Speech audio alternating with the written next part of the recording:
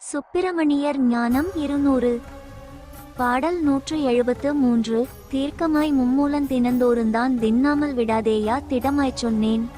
ஆர்க்குமடா அவனையிரும் போகாதப்பா அகண்டவெளிக்குள்ளிருந்து ஆடச் சொன்னேன்.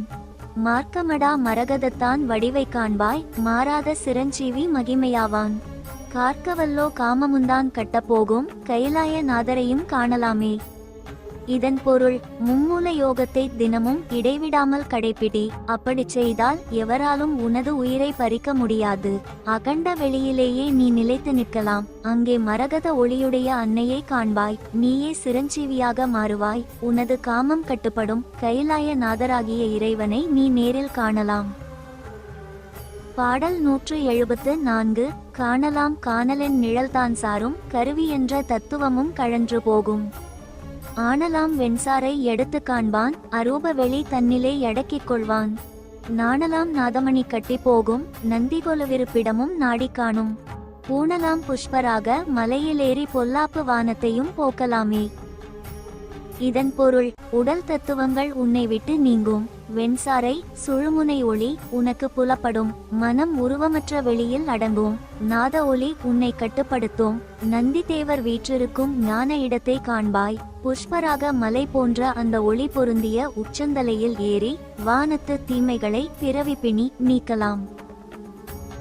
பாடல் 175. போக்கவே இப்படியும் வகையும் சொன்னேன் போகாத வினைகளையும் போகச் சொன்னேன். ஏக்கவே ஈராறு தலத்தை காண இதமாக புத்தியுந்தான் எடுத்துச் சொன்னேன்.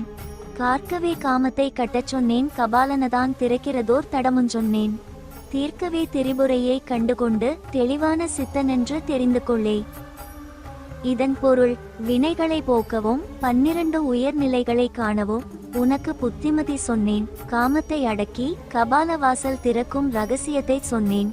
திரிபுரை தாயை தரிசித்து ஒரு தெளிவான சித்தனாக நீ மாற வேண்டும். பாடல் 176. கொள்ளடா வெளிதாண்டி ஒளிவு தாண்டி குறையாத பேரொளியை கூட்டிக் கொள்ளு. அல்லடா அஷ்டாங்க நிலையுங்காணும் ஆய் என்ற மவுனமதை எடக்கிக் கொள்ளும். நில்லடா நிச்சயத்தை பத்தி நீங்கள் நித்திரையை போக்கியுந்தா வினைவாய் வாழ்ந்து. வல்லடா வல்லவனாய் இருந்தீரானால் வைரமுள்ள திருவிளக்கு வாய்க்குந்தானே.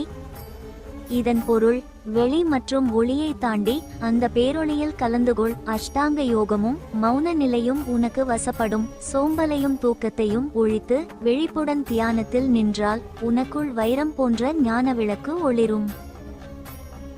அடுத்த பதிவில் சந்திக்கலாம். நன்றி.